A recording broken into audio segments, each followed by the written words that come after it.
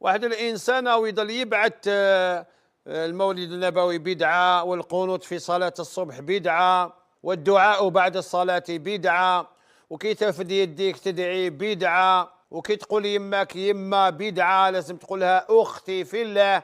أني حاب نسألك إن شاء الله تسمع في الحلقة. في مكة المكرمة كل عام يصلوا التراويح، كاع تعرفوها، ويجوا المشايخ تاع الحرم يصلوا التراويح، ولما يكملوا وهم داخل الصلاة يرفدوا يديهم ويجيبوا دعاء ختم القرآن، يقعدوا وحده نص ساعة هو يدعي. ها نحن نسألك وجاوبني يا خاني، نوري وجهي وانت لازم تانيك توري وجهك. جيب لي دليل واحد، حديث صحيح أو حديث حسن أو حديث ضعيف،